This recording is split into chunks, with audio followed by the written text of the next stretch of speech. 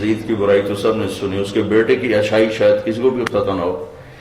اس کا باپ بھی 39 سال کی 41 سال کی عمر میں مر گیا، اس اپنے بیٹے کے لیے 3 بر اعظم کی حکومت چھوڑ کے گیا، اور اس کے بیٹے کی عمر تھی جب وہ حکمران بنا 22 سال، پاگل پن کی عمر، اور سارے دشمن اس نے کاٹ لیے اور ساری زمین اس نے ہموار کر دی، اور اس نے صرف 40 دن حکومت کی۔ اس کا نام تھا معاویہ بن یزید رضی اللہ عنہ، میں اس کو کہتا ہوں۔ 40 دن کے بعد بنو امیہ کو اکٹھا کیا اور اس کی تقریر سنو، سبحان کان ابی جبارا، میری قوم سنو میرا باپ ظالم تھا۔ پھر اس پر کئی دفعات لگائے، اس نے اہل البیت کا خون بہایا اس تخت کی خاطر۔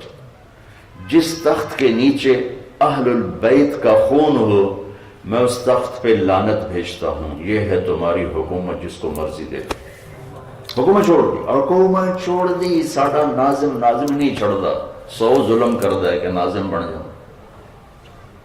یہاں تو وزیروں کو ذلت و خواری دیکھنی پڑی، تو ناظم نو کہیں لکھنا کسے کھاتے چ، لیکن بس لگے ہوئے گئی، ایمان بکے، عزت بکے، جو مرضی ہو جائے، کرسی لگ جائے، ساری حکومت چھوڑ دو کہ یہ تمہارا، اور گھر میں داخل ہوا، پھر جنازہ اٹھا ہے۔